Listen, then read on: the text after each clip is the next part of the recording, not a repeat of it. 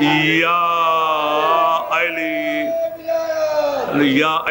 ولی اللہ اللہم صلی علی محمد وآل محمد۔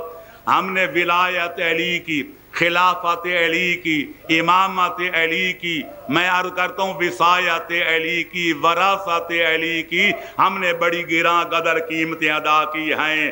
اولادیں ہم نے ذبح کرائیں، جائیدادیں ہم نے کروگ کرائیں، زبانیں ہم سے گدی کی طرف سے کھچوائیں، گھر ہم نے گروائے، سب کچھ ہم نے قربان کیا، لیکن علی کی ولایت کا کبھی دامن ہاتھ سے نہیں چھوڑا۔ لہذا ہمارا مذہب کیا ہے؟ لا الہ الا اللہ محمد الرسول اللہ علی ولی اللہ۔ آپ بھی دو جملے عرض کروں تاکہ تفسیر مکمل ہو جائے۔ ایک ہے اللہ، دوسرے ہیں محمد و آل محمد۔ ان کا آپس میں تعلق کیا ہے؟ اگر کوئی مشکل آ جائے، اولاد مانگنی ہو، جائیداد لینی ہو، موت ٹالنی ہو، صحت لینی ہو، مقدمے میں کامیابی حاصل کرنا ہو، کوئی مشکل آسان کرانا ہو، تو اللہ کی طرف رجوع کرنا چاہیے یا آل محمد کی طرف؟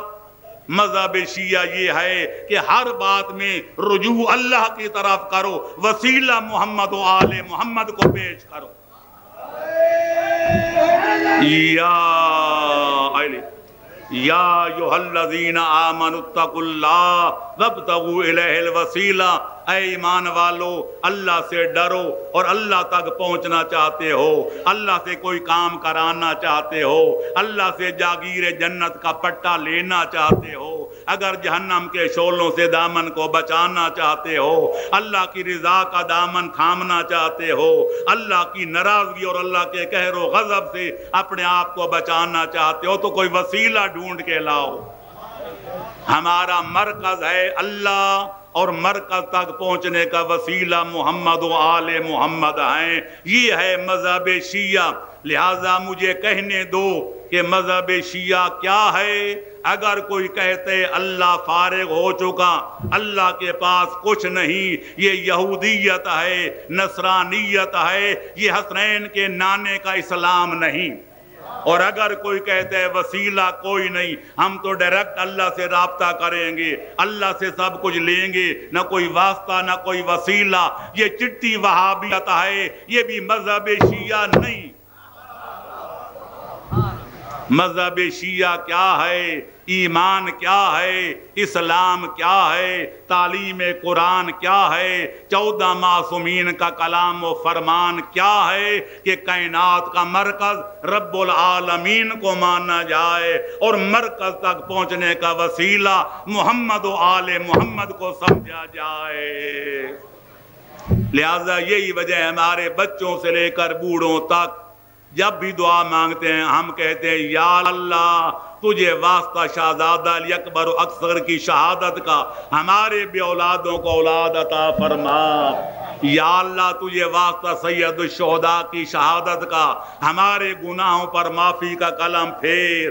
یا اللہ تجھے اسیر بغداد کی قید کا صدقہ ہمارے قیدیوں کو رہائی نصیب فرما۔ یا اللہ تجھے خاتون قیامت کی چادر تطہیر کا صدقہ ہماری عورتوں کی عصمت اور ان کا پردہ بچا۔ یا اللہ تجھے واسطہ خون حسین کا ہمارے گناہ معاف فرما۔ تو پتہ چلا کہ شیعہ قوم اور شیعہ قوم کے سمجھدار کو مرکز کون و مکان جانتے ہیں، اور مرکز تک پہنچنے کا وسیلہ نبی اور آل نبی کو جانتے ہیں۔ یا علی، لہذا یاد رکھو اور اس بات کو پلے باندھ لو، اگر کوئی دشمن اہل بیت ہے، وہ نہ سنی ہے نہ شیعہ، وہ ناسبی ہے، وہ خارجی ہے، اور ناسبی خارج از اسلام ہے، جو غالی ہے وہ مشرک ہے، وہ دشمن خدا ہے، وہ بھی خارج از اسلام ہے۔ یہی وجہ ہے کہ شیخ صدوق جیسے بزرگوار نے، جن کے رسالہ اعتقادیہ پر 1100 سال سے شیعہ قوم اور شیعہ علماء و مجتہدین کا عمل ہے، وہ فرماتے ان الغلاة شر من الیہود والنصارى والذین اشرکوا، کائنات کے یہودی ہوں یا نصرانی ہوں یا کائنات کے مشرک، غالیوں سے بڑھ کر خدا کا کوئی مشرک نہیں ہے۔ لہذا یہ دشمن خدا ہیں اور قوم کو بھی دشمن خدا بنانا چاہتے ہیں. لہذا ناسبیوں سے بھی بچو جو آپ کو آل محمد کا دشمن بنانا چاہتے ہیں، اور غالیوں سے بھی بچو جو آپ کو دشمن خدا بنانا چاہتے ہیں. مسلمان وہ ہے کہ جس کا ایمان اسی کلمے کے مطابق ہے. اللہ اللہ ہے، نبی نبی ہے، علی علی ہے، اللہ کا شریک کوئی نہیں. نبی خاتم کے بعد قیامت تک نیا نبی کوئی نہیں علی کے سوا، اور اولاد علی کے سوا اللہ کا ولی کوئی نہیں، پیغمبر کا بلا فصل وسیع کوئی یا علی. ماشاءاللہ ماشاءاللہ، لا الہ الا اللہ، ماشاءاللہ لا الہ الا اللہ، ماشاءاللہ ماشاءاللہ. اللہ ہمیں توفیق عطا فرمائے. 1400 سال سے ہم مظلوم کربلا کے ذکر کر رہے ہیں. کبھی سوچے کہ مقصد شہادت حسین کیا تھا؟ لفظی طور پر تو بچے بھی جانتے ہیں کہ دین کی خاطر امام نے سب کچھ قربان کیا تھا. دین کیا ہے؟ آدھا دین عقیدہ ہے، آدھا دین عمل ہے، آدھا دین اصول ہے، آدھا دین فروع ہے. تو اصول میں سب سے مقدم توحید ہے، فروع میں سب سے پہلے نمبر پہ نماز ہے. آج ہمارے سٹیج پر جو بھی آتا ہے پہلے توحید کی مخالفت کرتا ہے، پھر نماز روزے کی مخالفت کرتا ہے. اس رنگ میں مذہب کو پیش کیا گیا کہ گویا توحید نام کی کوئی شے مذہب کا حصہ ہی نہیں. اور جو اٹھتا ہے وہ یہی کہتے ہیں کوئی دین نمازوں میں ہے، کوئی دین زکاتوں میں ہے، کوئی دین حجوں میں ہے، کوئی دین داڑھیوں میں ہے، کوئی دین پردے میں ہے. یہ ایمان اندر ہونا چاہیے، سائن بورڈ لگانے کی کوئی ضرورت نہیں. حیا آنکھ میں ہونی چاہیے، چادر کرنے کی کوئی ضرورت نہیں.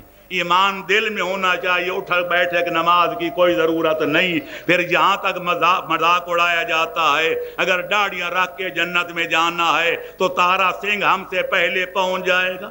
اگر نمازیں پڑھ کے جنت میں جانا ہے تو نظام دین ہم سے زیادہ نمازیں پڑھتے ہیں، وہ پہلے پہنچ جائے گا.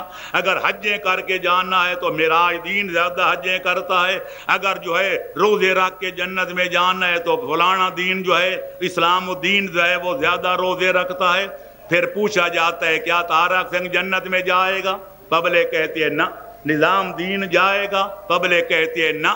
پھر کہا جاتا ہے پتہ چلا داڑھی دین، دین داڑھی میں نہیں، دین نمازوں میں نہیں، دین حجوں میں نہیں، دین زکات و خمسوں میں نہیں. میں پوچھنا چاہتا ہوں اگر دین دین میں نہیں تو بے دینی بے دین ہے؟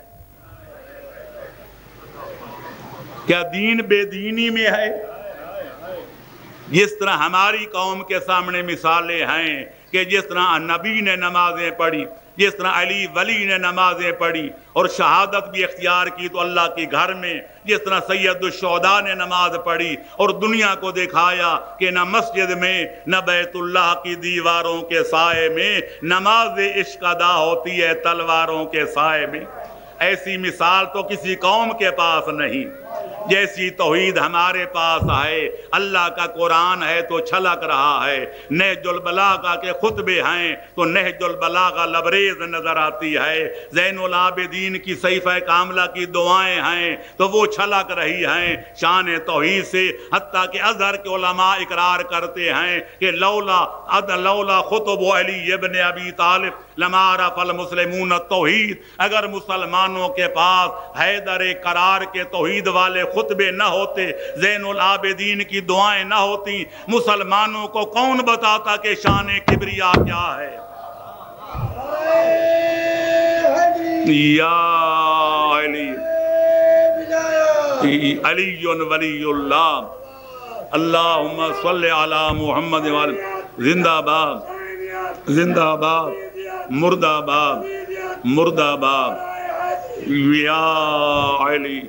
اور میری قوم سوچ سمجھ، میں ختم کروں، گھنٹہ ہونے والا ہے اور اس سے زیادہ پڑھنا ایسے حالات میں، ایسی گرمی میں جبکہ پڑھنے والے بھی بہت ہیں اور پڑھ چکے ہیں، پھر رات بھی مہینے سے انشاءاللہ ہونی ہے. تو میں اتنا عرض کروں گا کہ میری قوم سرغاب غفلت جاگ. سید الشہداء کی محنت کو برباد نہ کر۔ جو آتا ہے ہزاروں لینے والا، لاکھوں لینے والا، ہمیں عقائد میں مشرک بنا کے جاتا ہے اور عمل و اعمال میں ہمیں فاسق و فاجر بنا کر جاتا ہے۔ کبھی تو سوچ کہ ہم نے لاکھوں کروڑوں روپے خرچ کر کے حاصل کیا ہے کہ آؤ ہزاروں لے جاؤ ہمیں مشرک بنا جاؤ، آؤ لاکھوں لے جاؤ ہمیں فاسق و فاجر بنا جاؤ۔ یہی تھے دو حساب، سو یوں پاک ہو گئے، نہ ہمارے عقائد صحیح رہے ہیں نہ ہمارے اعمال صحیح رہے ہیں۔ میں عرض کروں گا کہ میری قوم خواب غفلت سے جاگ، جب تک ہمارے اندر ایمان والی شمع روشن نہیں، ہم نہ علی کے رعایا ہیں نہ علی ہمارے سردار، علی ہیں امیر المؤمنین۔ اگر علی کا رعایا بننا ہے تو اپنے اندر شمع ایمانی روشن کرنی پڑے گی، اور اگر مومن بننا ہے تو 5 عقیدے اپنے دل و دماغ میں رکھنے پڑیں گے۔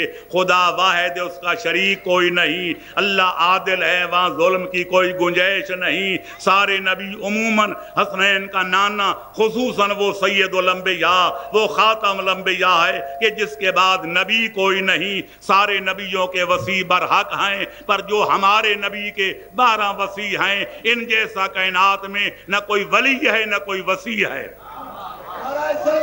اللہم صلی علی محمد وآل محمد۔ اور قیامت برحق ہے جس کے آنے میں شک کوئی نہیں۔ یہ 5 عقیدے رکھنے والے کو مومن کہتے ہیں۔ جب مومنوں کی جماعت تیار ہو جائے علی کو امیر المومنین کہتے ہیں۔ اور اگر علی کا غلام بننا ہے تو میری قوم، میں آپ کو اللہ کو حاضر ناظر سمجھ کر، نبی اور آل نبی کے منبر کی شبیہ پر بیٹھ کر، سچوں کا دامن تھام کر اور جھوٹوں سے علیحدگی کا اعلان کر کے کہتا ہوں کہ علی ہیں امام المتقین۔ علی متقیوں کے امام ہیں، اور متقی کا ادنا درجہ یہ ہے جو واجبات شریعت کو بجا لانے کی کوشش کرے، جو حرام سے دامن بچانے کی کوشش کرے، جو واجب کو بجا لائے، جو حرام سے دامن کو بچائے، اس کو متقی کہتے ہیں۔ یا متقیوں کی جماعت تیار ہو جائے، حسنین کے بابے کو امام المتقین کہتے ہیں۔ اللہم صلی علی محمد و آل محمد۔ لہذا علی کا رعایا بننا ہے تو مومن بننا پڑے گا، علی کا غلام بننا ہے تو متقی اور پرہیزگار بننا پڑے گا۔ جب غلطی ہو جائے تو پھر وہاں جو ہے فوراً در زنجیر در توبہ کو ہلانا پڑے گا، اللہ سے معافی مانگنا پڑے گی، پچھلا گناہ توبہ کر کے بخشوانا پڑے گا، ہمت کی کمر باندھ کے آگے قدم بڑھانا پڑے گا۔ انشاءاللہ اگر قدم بڑھتے رہے تو کبھی جنت میں پہنچ کے دم لیں گے۔ بڑھتے رہیں یوں ہی قدم، حی علی خیر العمل۔ صلوات پڑھو محمد و آل محمد۔